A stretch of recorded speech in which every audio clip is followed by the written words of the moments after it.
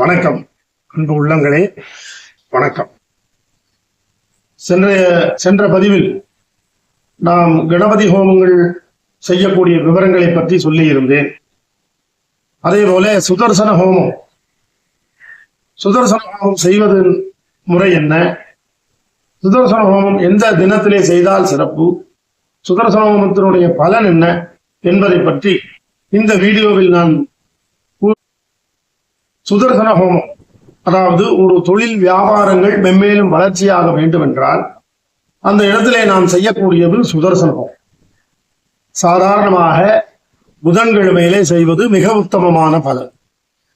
பொதுவா சனிக்கிழமையில பெருமாளை கும்பிடுறதை விட புதன்கிழமையில பெருமாளை கும்பிடுறது ரொம்ப சிறப்பு பலன். என்ன அப்படின்னா, புதனுக்கு அதிபதியாக மகாவிஷ்ணு. அதாவது சாமி வரம் கொடுத்தாலும் பூசாரி வரம் கொடுக்கறது இல்லைன்னு ஒரு பழமொழி உண்டு இல்லையா? அந்த மாதிரி அந்த புத பகவான் அதிபதியாக இருக்கக்கூடியவர் மகாவிஷ்ணு. அதனாலதான் புதன்கிழமையில பெருமாளை கும்பிடுறதுன்னு சொல்லுவார். ஆக இந்த புதன்கிழமையில இந்த சுதர்சன யாகம் செய்தோமானால் தொழில் வியாபாரங்கள் மென்மேலும் வளர்ச்சியாகும். அதே போல வளர்பிறை ஏகாதசி, பெருமாளுக்கு மிக உன்னதமான விரதங்களிலே உன்னதமானது ஏகாதசி விரதம் என்று சொல்வார்கள். அந்த மாதிரி அந்த ஏகாதசி அன்னைக்கு, வளர்பிறை ஏகாதசி அன்னைக்கு நாம் அந்த சுதர்சன ஹோமம் செய்யறது மிக உன்னதமான பலனுக்கு. இன்னொரு நாள் பாத்தீங்க அப்படின்னா பௌர்ணமி. இந்த பௌர்ணமி தினத்துல நாம் பெருமாளை பிரார்த்தனை பண்ணி அந்த பௌர்ணமி நாள்ல நாம நிறைய இடத்துல பாத்தீங்க அப்படின்னா அந்த பௌர்ணமி மாலை நேரத்துல சத்யநாராயண பூஜை பண்ணுவாங்க. உன்னதமான, அதாவது கலியுகத்துல கேட்ட வரத்தை உடனே கொடுக்கக்கூடியது சத்யநாராயண பூஜை என்று சொல்லுவாங்க. அதன்படி அந்த சத்யநாராயண பூஜையில பாத்தீங்கன்னா பௌர்ணமி அன்னைக்கு நாம மாலை நேரத்துல செய்வது பழக்கம் உண்டு. அதன் போல இந்த சுதர்சன யாகம் அதே போல பௌர்ணமி தினத்துல காலை நேரத்துல பிரம்ம முகூர்த்த வேலையில் செய்யறது மிக நல்ல பலன்கள். ஆக புதன்கிழமை அல்லது வளர்பிறை ஏகாதசி அல்லது பௌர்ணமி இந்த தினங்கள்லே நாம சுதர்சன யாகம் செய்வது மிக நல்ல பலன்களை கொடுக்க வல்லது என்று சொல்றோம். இதே போல மீண்டும் பாத்தீங்க அப்படின்னா இந்த சுதர்சன ஹோமம் செய்வதனுடைய பலன் எல்லா விதமான பாப கர்மங்கள் நிவர்த்தியாகும்.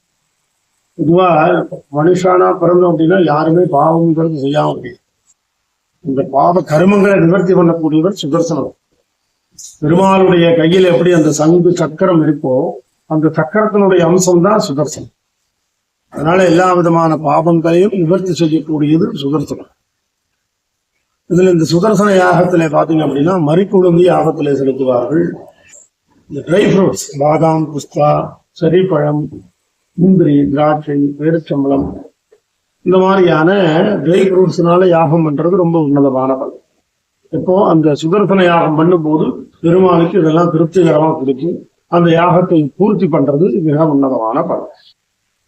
தொழில் வியாபாரங்கள் தங்கு தடை இல்லாமல் வளர்ச்சியாகணுங்கிறதா. ஒரு சாதாரணமா வீட்டிலேயே ஒரு காரியங்கள் தடையாகுது அப்படின்னா அந்த இடத்துல சுதர்சன யாகம் சொல்லுவாங்க. அதே போல தொழில் ஆரம்பிக்கிறோம் அப்படின்னா அந்த சமயத்துல இந்த சுதர்சன யாகம் பண்ணணும். ஒரு தொழில் நல்ல வளர்ச்சி ஆகணும், தடை இல்லாம நடக்கணும் அப்படின்னா அந்த இடத்துல சுதர்சன யாகம் பண்ணணும். ஆக ஒரு காரிய தடை, தொழில் வளர்ச்சி, தொழில் வியாபாரங்கள் மென்மேல விருத்தி இதெல்லாம் நடக்கணும் அப்படின்னா அந்த இடத்துல சுதர்சன யாகம் செய்வது மிக உன்னதமான பலன்களை கொடுக்கும். இதோட நம்ம இந்த சுதர்சன யாகம் பண்றது அப்படிங்கிறது மட்டுமல்லாமல் அந்த செய்முறை விளக்கங்களை நான் இதோட வீடியோவா பதிவிடுறேன்.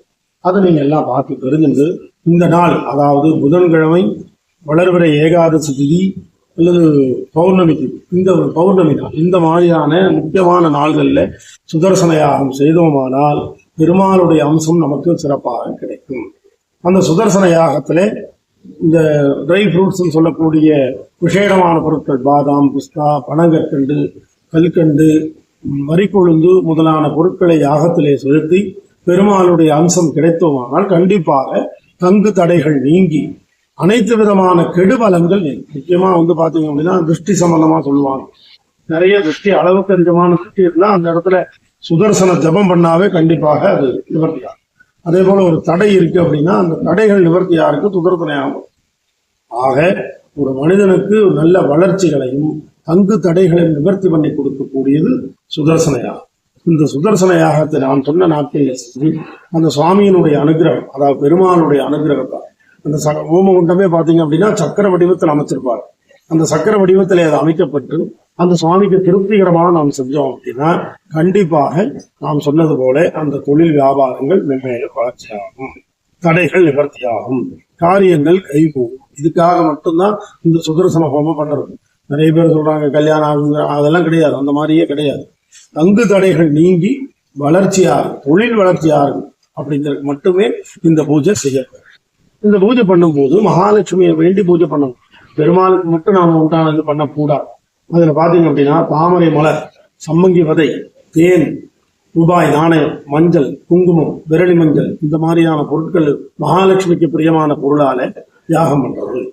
சுதர்சன யாகம் செய்து மகாலட்சுமியினுடைய அனுகிரகத்தையும் நாம் பெற்றோமானால் தான் தடையில்லாத தொழில் வளர்ச்சி நடக்கும். அதுல தொழில நல்ல லாபமும் கிடைக்கும். ஆக நாம் செய்யக்கூடிய உத்தியோகத்திலேயோ தொழிலையோ தங்கு தடைகள் நீங்கி அந்த தொழில் நல்ல வளர்ச்சியாகி அதில் நம்ம எதிர்பார்க்கக்கூடிய அளவுக்கு லாபங்கள் கிடைக்கணும்னா சுதர்சனம், மகாலட்சுமி ரெண்டையுமே நாம பூஜைகளாக செய்தோமானால் கண்டிப்பாக அந்த பலன் கிடைக்கும். அப்போ செய்யும் பொழுது பாத்தீங்கன்னா யாகத்துல அந்த தாமரை மலர் கலந்து தேன் கலந்து யாகம் பண்ணுவாங்க. அந்த யாகம் செய்யும் பொழுதே அந்த மகாலட்சுமியின் இடத்துல எல்லா விதமான நலன்களும் எல்லா விதமான பலன்களும் நமக்கு கிடைக்கணும் அப்படின்னு மந்திர வடிவமாக அதை சொல்லி யாகம், அதுதான் உன்னதமான பலன். ஆக இந்த முறை நாம் சுதர்சன யாகம் மகாலட்சுமியினுடைய அனுகிரகம் எல்லாருக்கும் பரிபூர்ணமாக கிடைக்கப்பட்டு எல்லாருக்கும் தொழில் வியாபாரங்கள் மென்மேலும் வளர்ச்சி ஆகணும் ஆண்டவனை நாங்கள் பிரார்த்தனை பண்ணிக்கிறோம்.